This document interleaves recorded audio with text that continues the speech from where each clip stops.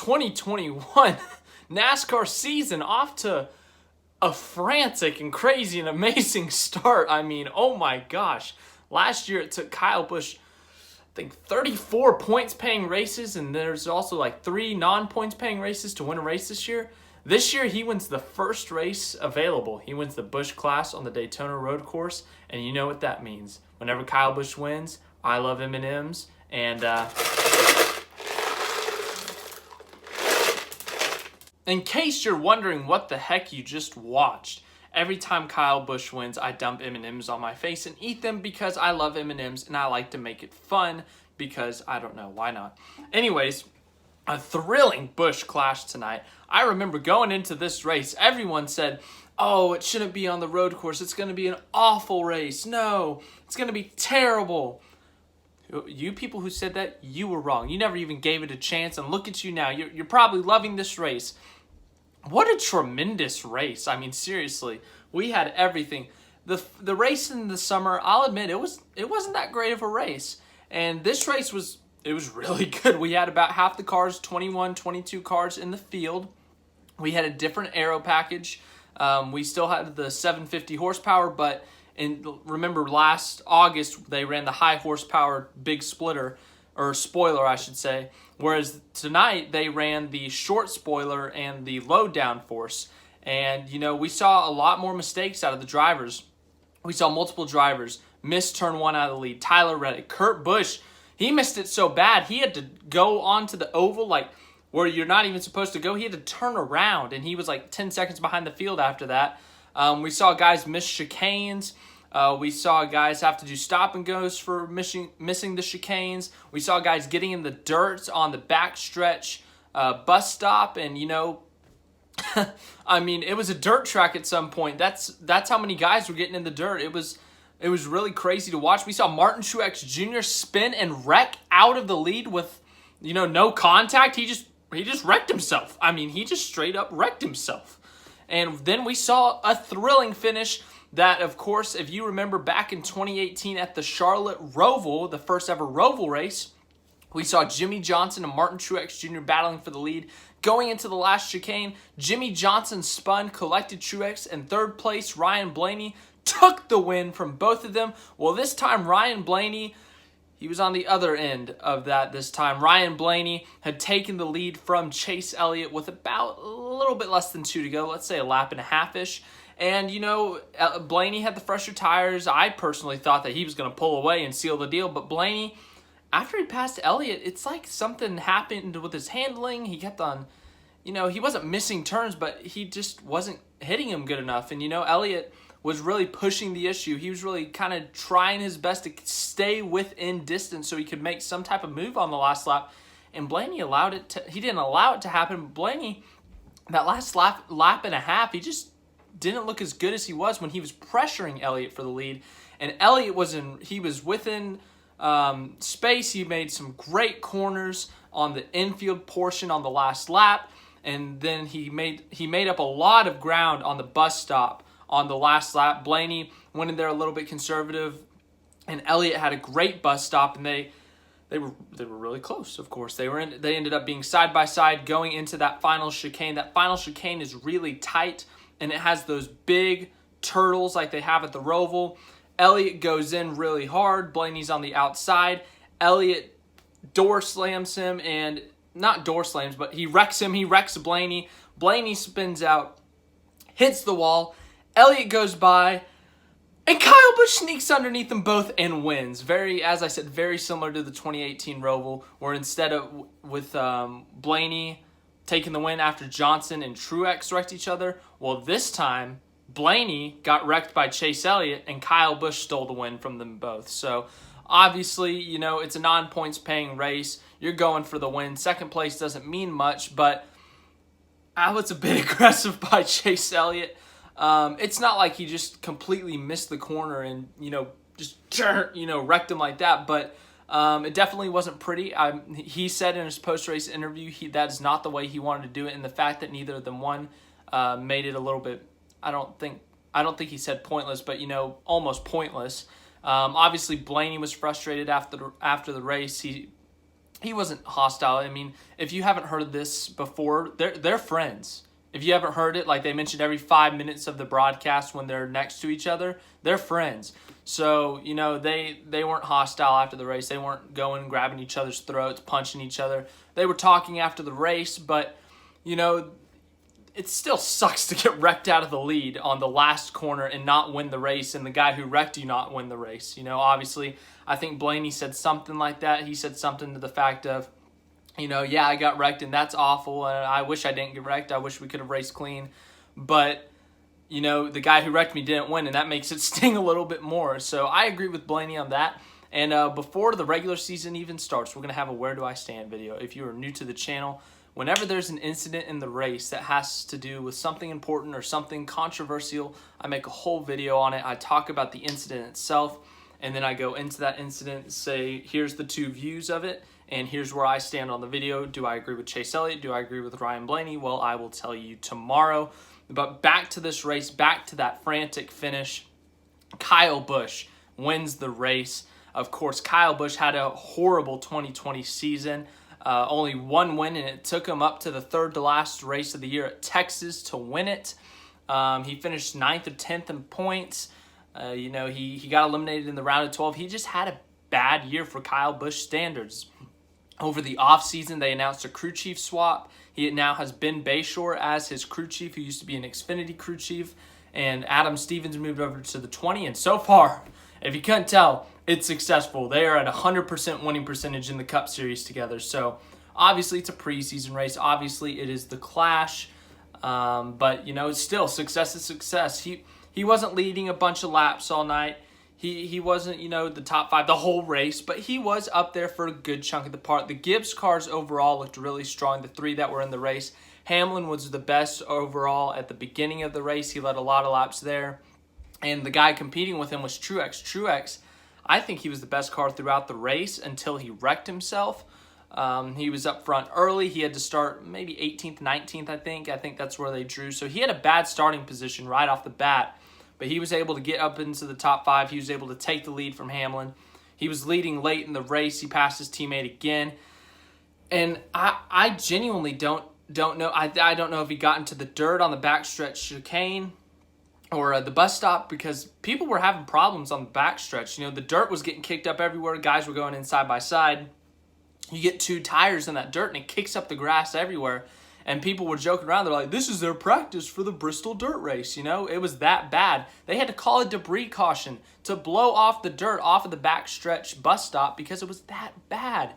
And, you know, we saw multiple guys spinning out. We saw different guys crashing. We saw Kevin Harvick spin out. He was irrelevant all night.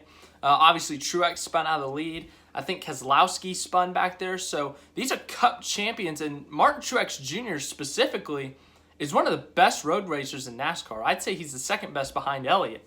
And he spun himself out of the lead. That's how much the dirt was impacting these tires, impacting the handling, the grip of the tires. We saw guys spinning out of nowhere. I mean, it was crazy to see. And I think that caution early on was good to call. But it just throughout the night, we saw it getting kicked up.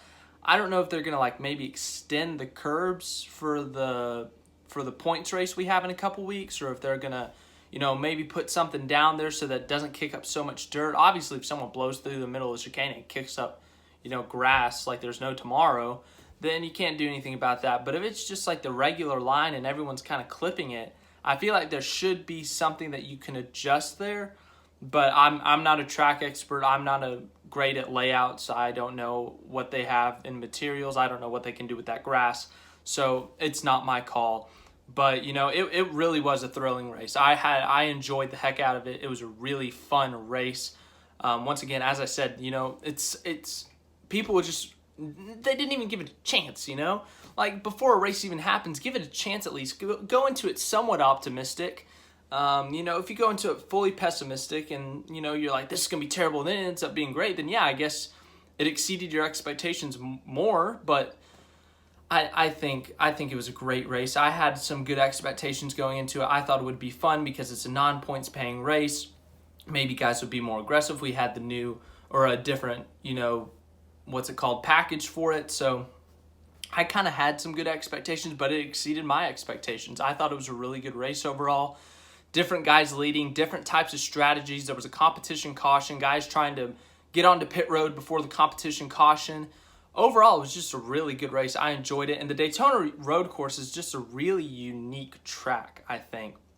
Obviously, you go from the infield portion to the banked turns, onto the backstretch, all that stuff. But just the turns on the infield, that turn one, like usually in NASCAR, with our turn ones, Watkins Glen, even the Charlotte Roval, it's a hard turn, it's a hard left, it's a hard right. But Daytona, it's like a hard left, but it's also curving at the same time. And we have some really hard turns on the infield that are almost like Martinsville, I guess. I mean, I don't think they're as sharp as Martinsville, but, they're pretty hard. You got to brake pretty hard. You got to go to the inside. But you can carry momentum on the outside. And if you're side by side going into that portion that transitions from the infield to the oval, it can make for some great side-by-side racing. We saw that all night. So I personally like the Daytona road course. Obviously, as I said earlier, I didn't think the summer race last year was that good, but I thought tonight's race was tremendous.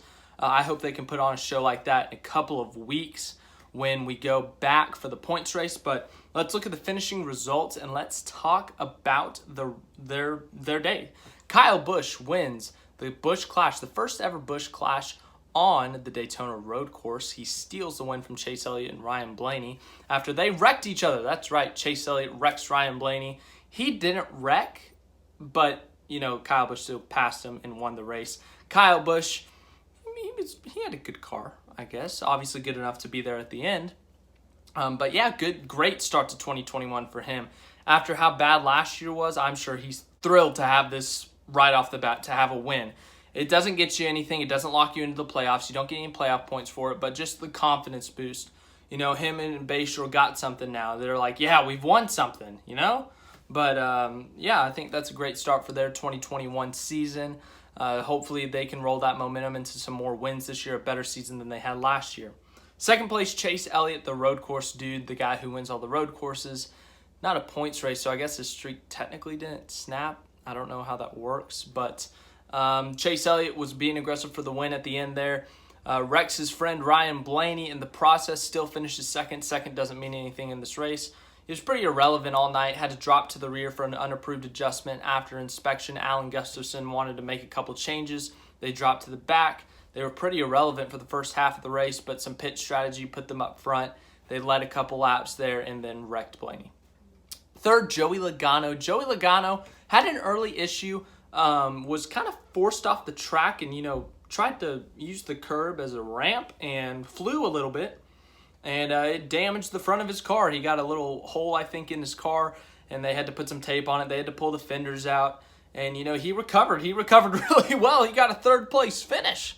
Not bad, Joey Logano, for a guy who tried to make his car into a plane early in the race. A third-place result is not bad.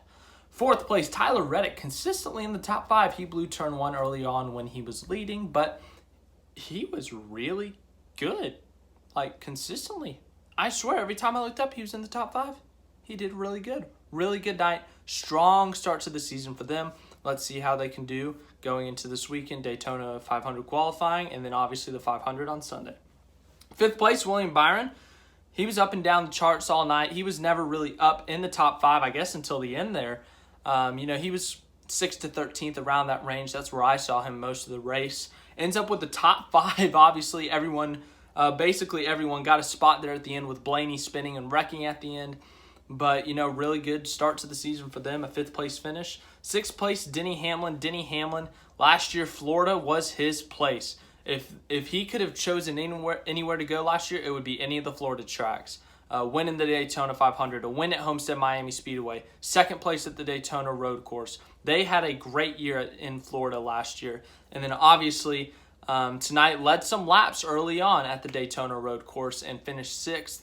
Good, decent night for them. Obviously, if you didn't win this race, it really doesn't mean much, but good for them. 7th in his first race in the 48 car, Alex Bowman gets a 7th place finish. Good for him. Yeah.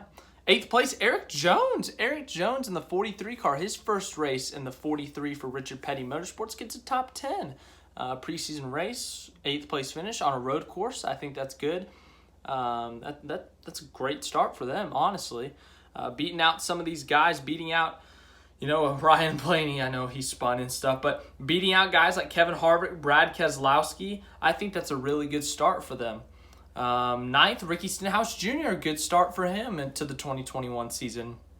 They had a strong start last year with a couple top fives, getting the Daytona 500 pole, but they struggled at times last year, and I think this is a great start for them, a top 10 in the Busch Clash. 10th, Matt DiBenedetto, good road course racer, finishes 10th. 11th, Austin Dillon. 12th, Eric Almirola. 13th, Ryan Blaney. Blaney finishes 13th. He led a few laps. He had a really strong car throughout the race. Lost the lead early on after starting on the pole, but then later he was able to rally back. They had made a couple strategy calls. He was able to get fresher tires, was able to take the lead late, as I said, and then ends up finishing 13th after the crash with Elliott. 14th, Ryan Newman. 15th, Kevin Harvick. Kevin Harvick, the guy we talked about almost every week last year about competing for a win, irrelevant tonight. I really don't think I saw him in the top 10 at all. He was completely irrelevant tonight. He did terrible at the Daytona road course last year. Road courses aren't exactly his strength, but he had a couple spins. I think he had to pit for overheating because of the dirt. He was awful tonight. There's no question about it. But after tonight, the road courses for him are going to be like, why do they exist? But every other track, he'll be like, oh my gosh, we're going to win. So it's balancing it out for him now. 16th, Chris Buescher. 17th, Brad Keselowski. Spun out late in the race, I believe. 18th, Ty Dillon. 23XI's first race ends up with an 18th place finish with Ty Dillon. 19th, Kurt Busch. Kurt Busch, he spun, I think, at the end in the last few laps, and he got some dirt on his grill and had to pit. 20th, Cole Custer. Cole Custer's car was on fire, and he was just chilling. Yeah, that's right. He missed the chicane, the final chicane, and you have to do a stop and go. And he was just sitting there, and he couldn't get it fired back up. He's flipping switches. He's, I guess, shifting gears. I don't know. Whatever you do to get the car fired up again. Tapping buttons, whatever you do. And, nothing was working. There was a little smoke, and everyone's like, oh, I don't know what that means. And then all of a sudden it was like a black smoke, and then there was more of it, and there was some orange, and everyone's like, oh my gosh, the car's on fire. Cole, what are you doing? Cole's just sitting there like, wonder if I can get a push onto pit road. But he gets out of the car. They go fix whatever they needed to fix, and he finishes like 4 laps down, I think 3 laps down according to NASCAR.com. And finishing 21st out of 21 in the Busch Clash was my championship pick, Martin Truex Jr., who spun himself out of the lead. It's a great start for my championship pick. Great start. Anyways, as I said, great race overall. We saw a lot of different guys competing up front. We saw a lot of great battles throughout the field. We had some great battles up front with different drivers going for the lead. And obviously a thrilling finish to start off 2021. I can't wait for the season. We got the Daytona 500 on Sunday. Plate races have been terrific the past couple of years with this current package. We've seen tons of photo finishes. We go back to the Daytona road course. If we can have something like that again, that would be so fun. But I'd rate that race an 8.5 out of 10. It wasn't like everyone's like, let's go back to the oval and do what we did last year. Okay, you want to wreck like 19 out of the 21 cars? You go ahead and do that. That was not a good race last year. This was a good race. Yeah, we had a couple spins and wrecks every once in a while, but it wasn't over the top. And it was drivers being aggressive. It was drivers driving.